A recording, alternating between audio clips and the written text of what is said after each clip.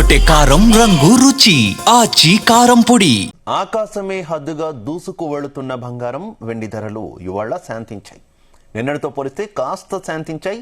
Hyderabad bullion మార్కెట్లో 24 క్యారెట్ల 10 గ్రాముల పసిడి ధర 2290 రూపాయలు తగ్గింది. దీంతో 10 గ్రాముల గోల్డ్ 1,54,310 రూపాయలకు చేరింది.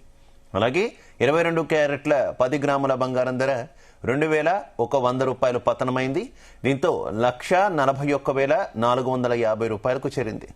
అటు కేజీ సిల్వర్ పై 5,000 రూపాయలు తగ్గింది. దీంతో 3,40,000కు చేరుకుంది.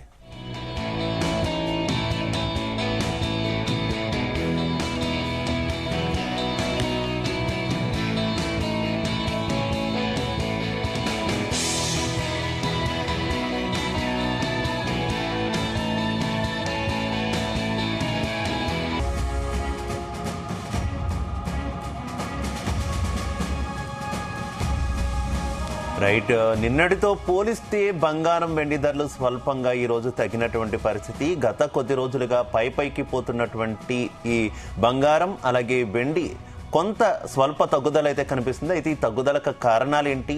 ఈ తగ్గుదల కంటిన్యూ అవుతుందా, లేదంటే మరింత అనిశ్చిత పరిస్థితులు మార్కెట్లలో కంటిన్యూ అయ్యే అవకాశం ఉందా? తదితర అంశాలకు సంబంధించి మనతో ప్రస్తుతం మాట్లాడడానికి మార్కెట్ ఎక్స్పర్ట్ జీవి సత్యనారాయణ గారు అందుబాటులోకి వచ్చారు. సత్యనారాయణ గారు నమస్తే. నమస్తే సత్యనారాయణ గారు, నిన్న మనం పెరగడం గురించి మాట్లాడుకున్నాం, కానీ ఈ రోజు కొంత స్వల్పంగా తగ్గినటువంటి పరిస్థితి ఏంటి? ఈ తగ్గుదల ఏ రకంగా జరిగింది? ఇదే కంటిన్యూ అయ్యే ఛాన్స్ ఎంతవరకు ఉంది? ఓకే, ఇవాళ మాత్రం మీరు అన్నట్టు రాత్రి దావోస్ పర్యటన, నిన్న ఏదైతే ట్రంప్ పర్యటనలో ఉన్నాడో అక్కడ జరిగినటువంటి అంశాలను బట్టి రాత్రి సిగ్నల్స్ ఇవ్వడం జరిగింది. అంటే ఈ రోజు సిల్వర్ వచ్చేటప్పటికి మనకి 20,000 తేడా అనమాట. అంటే హై నుంచి అప్పుడే 20,000 షార్ట్ రావడం జరిగింది. ఓవరాల్ గా నిన్నటి మీద 9,500 10,000 వరకు సిల్వర్ మైనస్ ఉంది, 3,000 వరకు గోల్డ్ మైనస్ లో ఉంది. ఇది ఆల్ టైమ్ హై నుంచి నిన్నటి నుంచి ఇప్పటి వరకు. ఇది ఏం జరిగింది, ఎందుకు జరిగింది, ఎలా జరిగింది అనేది ఏంటిది అంటే, ఎప్పుడైతే ఈ దావోస్ పర్యటనలో మన ట్రంప్ ఒక విషయం అనౌన్స్ చేయడం జరిగింది, అంటే ఫేవర్ న్యూస్ ఏంటిది, ఈ గ్రీన్లాండ్ మీద మేము ఏదైతే ఉన్నామో అది వెనక్కి తగ్గాము అనేది. అంటే ఆ సుంకాల విషయంలో ఒకటి, ఫిబ్రవరి 1 నుంచి ఏదైతే సుంకాలు వేస్తామన్నాయి, ఇప్పుడు గ్రీన్లాండ్ డెన్మార్క్ ఆధీనంలో ఉంది. ఈ 8 దేశాల మీద సుంకాలు ఫిబ్రవరి 10 అంటే 1 నుంచి 10% వేస్తున్నా, అవి మేము ఇక చేయము అనేది ఒక న్యూస్ అనౌన్స్మెంట్ చేయటం. అయితే ఈ గ్రీన్లాండ్ విషయంలో ఏదైతే యూరోపియన్ దేశాలు అవన్నీ ఉన్నాయో, ఇప్పుడు ఈ గ్రీన్లాండ్ విషయంలో కూడా మేము పెద్ద బెదిరింపులు కానీ అటువంటి ఏమి చెయ్యను నేను అని చెప్పేసి ఆయన అనడం జరిగింది. దాంతో ఒక్కసారిగా అంటే ఈ వాతావరణం మారిపోయింది అనమాట. అంటే గ్రీన్లాండ్ మాకు కావాలి, అది కూడా సుహృద్భావంగా, అంటే మామూలుగానే కావాలి కానీ అంతే తప్ప ఏం లేదు. మేము ఈ గ్రీన్లాండ్ ఎందుకు అడుగుతున్నామంటే, అమెరికా, చైనా, రష్యా, అంటే చైనా రష్యా నుంచి గ్రీన్లాండ్ ఉంటుంది కాబట్టి గ్రీన్లాండ్ మాకుంటే మాకు సేఫ్టీ ఉంటుంది. అది ఒక ఆర్కిటిక్ ప్రాంతము, అక్కడ ఏమీ ఉండదు, మైనస్ లోనే ఉంటుంది టెంపరేచరు. కొన్ని అక్కడ ఖనిజాలు ఏవైతే ఉన్నాయో అవి తీయాలి అంటే కొన్ని 100 అడుగులు ఈ మంచుని తీసేయాలి, అక్కడ ఏమి ఉండదు. కాకపోతే అదొక చిన్న ఐస్ ముక్క, దానికి కోసం ఇంత అంటే ఇప్పుడు నేనేమి ఇట్లా ఇవన్నీ చేయనని చెప్పేసి అనేటప్పటికీ అప్పుడు వెమ్మటే ఈ సుంకాలు విధించబోము అనగానే ఆటోమేటిక్ గా మన మార్కెట్లు పాజిటివ్ గా రావటం, ఇవన్నీ అంటే మామూలు వాతావరణం అనమాట, మామూలుగా అయిపోయింది. ఆయన ఏమి అనడం ఏంటంటే, గ్రీన్లాండ్ తోటి మాకేం పని లేదు, ఒకప్పుడు అది గ్రీన్లాండ్ మా అమెరికా కిందనే ఉంది, కాకపోతే ఇప్పుడు మళ్ళీ మేము అడుగుతున్నాము, మాకు ఈ చైనా నుంచి రష్యా నుంచి ఉండటానికి అది మధ్యలో ఉంటుంది కాబట్టి మాకు కావాలి అనేది, అంతే తప్ప ఈ ఏదైతే ఉందో అనేది ఉంది. అయితే ఇప్పుడు రష్యా వాళ్ళు అనడం ఏంటిదంటే, ఈ గ్రీన్లాండ్ సమస్య మాకేం సంబంధం లేదు, అది డెన్మార్క్ అమెరికా వాళ్ళే చూసుకోవాలి, మేమేమి దాంట్లో ఇన్వాల్వ్ కాము, మీరు పరిష్కరించుకోండి, అది డెన్మార్క్ గ్రీన్లాండ్ ఒక భాగంగానే చూస్తారు తప్ప దాంతో ఏం పెద్దగా లేదు అని చెప్పేసి ఆయన. మరో విషయం చూసుకుంటే సత్యనారాయణ గారు, ఇండియాకు సంబంధించి ట్రేడ్ డీల్ గురించి అడిగినప్పుడు కూడా ట్రంప్ ఎప్పట్లోనే మోడీని పొగుడుతూనే త్వరలోనే భారత్ తో బలమైన వాణిజ్య సంబంధాలు కూడా ఒప్పందం కూడా కుదురుతుంటూ కూడా చెప్పారు కదా. ఏంటి ఈ పాజిటివ్ ఇంపాక్ట్ ఏ రకంగా ఉండే అవకాశం ఉంది? అంటే ఒక్కొక్కసారికి అంటే ఇప్పుడు ఈ గ్రీన్లాండ్ విషయంలో రష్యా వాళ్ళు మీరు చూసుకోండి, నాకు సంబంధం లేదనేటప్పటికి అదొక గుడ్ న్యూస్. మీరు అన్నట్టు ఇప్పుడు ఈ ట్రేడ్ డీల్ ఏదైతే ఉందో ఇండియా చైనాకి, అదే ఇండియా అమెరికా ఈ ట్రేడ్ డీల్ ఏదైతే ఉందో అయిపోతుంది, మేము ఏదో ఒక దగ్గర మేము చేస్తాము అని అదొక ఫేవర్ తోటి మన మార్కెట్ లో ఈ రోజు పాజిటివ్ లోకి వెళ్ళిపోవడం జరిగింది. ఎంత పాజిటివ్ అంటే మళ్ళీ ఇప్పుడు బాగా పెరిగింది అనుకోండి, 600 పైన పెరిగి మళ్ళీ ఇప్పుడు 120 పాయింట్లు ప్లస్ లో ఉంది. ఓవరాల్ ఓకే, ఎందుకంటే ఇవాళ గురువారము BSE Sensex weekly expiry day, అందుకోసం కొంచెం షార్ట్ కవరింగ్ అనుకోవచ్చు. రెండోది ఏంటంటే బడ్జెట్ ఒకటి ఉంది, ఈ లోపల ట్రేడ్ డీల్ ఏదో ఒకటి జరిగే అవకాశాలు కనపడుతుంది అనేది వార్త. దాంతో మన మార్కెట్లు పాజిటివ్ ఉండటం, గోల్డ్ సిల్వర్ ఆల్ టైమ్ హైకి వెళ్ళడం జరిగింది. కాబట్టి అవి ఎక్కడో ఒక దగ్గర కరెక్షన్ రావాలి, ఎక్కడో ఒక దగ్గర ప్రాఫిట్ బుకింగ్ జరగాలి. ఇంకొకటి ఈ న్యూస్ ఏదైతే దావోస్ ఉందో మనకు తెలిసే లోపులోనే ఈ సిగ్నల్స్ ఇచ్చేస్తాయి. నిన్న ఉదయం నుంచే ఇండికేటర్స్ వచ్చేసినాయి, టెక్నికల్ ఇండికేటర్స్. ఏమని ఇప్పుడు ఏదైతే ఫ్యూచర్స్ మంత్ ఉంటుందో అంటే ఎక్స్పైరీ డేట్లు ఉంటాయి, నెక్స్ట్ మంత్ మైనస్ లో ట్రేడ్ అవుతుంది. అంటే ఇప్పుడు ఎప్పుడైనా కానీ ఫ్యూచర్స్ లో మార్కెట్ ఏం జరుగుద్ది అంటే, సపోజ్ ఇప్పుడు మనం జనవరిలో ఉన్నాం, ఫిబ్రవరి, మార్చి, ఏప్రిల్ అట్లా ఫ్యూచర్స్ మంత్స్ ఉంటాయి.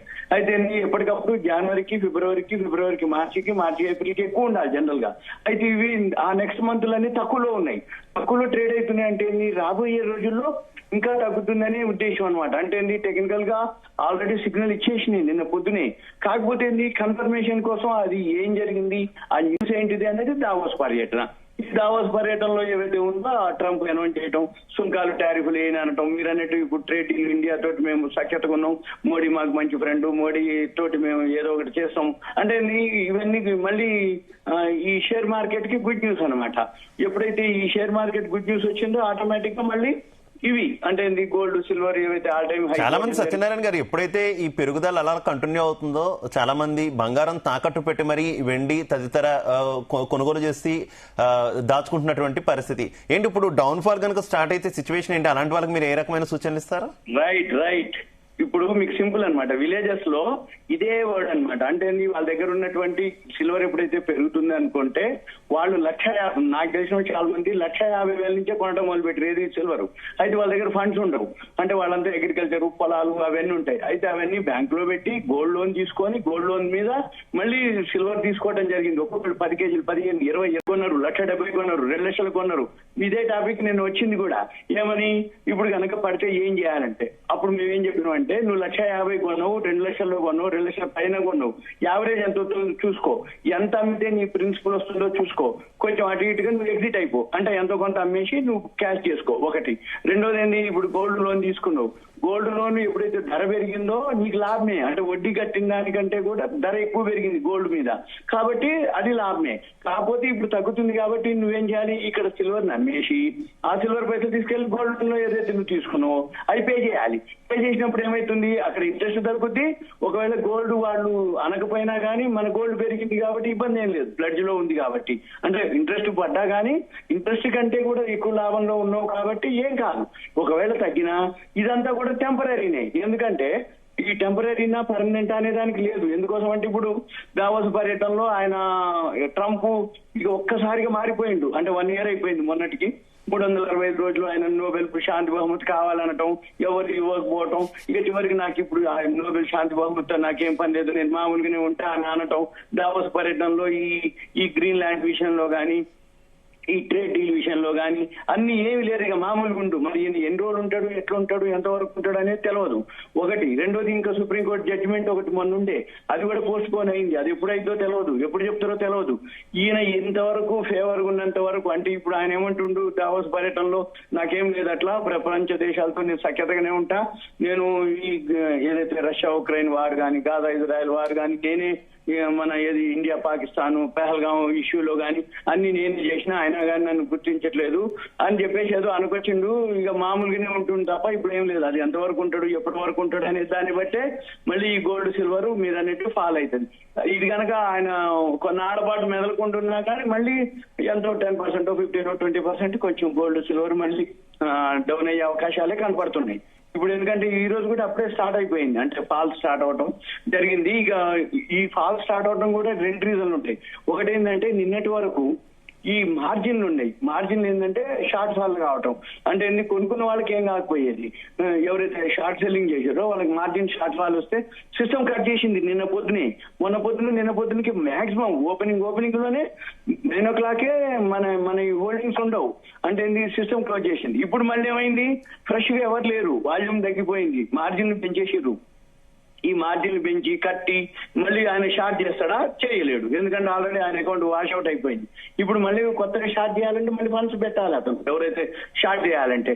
బయింగ్ లోకి రావడానిక ఇంత క్లియర్ గా కనపడిపోతుంది, అన్ని ఛానల్స్ పడుతున్నాయని చెప్తే బయింగ్ లోకి ఎవరు రారు. అంటే వాల్యూమ్ తగ్గిపోయింది, టెక్నికల్ గా ఫాల్ స్టార్ట్ అయింది. ఈ న్యూస్ ఏదైతే ట్రంప్ ఎన్నాళ్ళు ఉంటది, ఏముంటది, ఎంతవరకు ఉంటది అనే దాన్ని బట్టే మళ్ళీ మన మార్కెట్లు అప్డేట్ అవుతాయి. మళ్ళీ మనకి వచ్చే వారం 3 రోజులు సెలవులు ఉన్నాయి. ఇప్పుడు రేపు ఒక రోజు ఫ్రైడే వీకెండ్, శని ఆది సెలవు, సోమవారం నాడు రిపబ్లిక్ డే హాలిడే ఉంది. మళ్ళీ వీటన్నిటితోటి మీరు అన్నట్టు నెక్స్ట్ బడ్జెట్ ఉంది మనకి, ఏది 1st తారీఖు. ఈ 1st తారీఖు బడ్జెట్ కి ఇప్పుడు ఈ ట్రేడ్ డీల్ కనుక ఏదైతే ఫేవర్ గా జరుగుతుందో ఆటోమేటిక్ గా ఎక్స్పోర్ట్స్ వాటికి బెనిఫిట్ అవుతుంది బడ్జెట్ లో.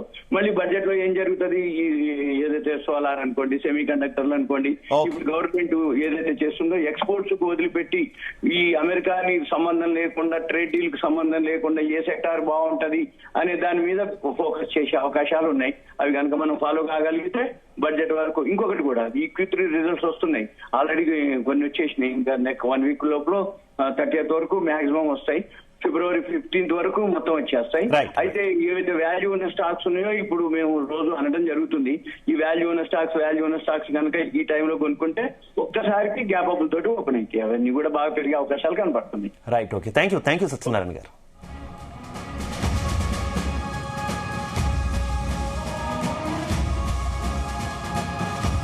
గుమగుమల వంటలే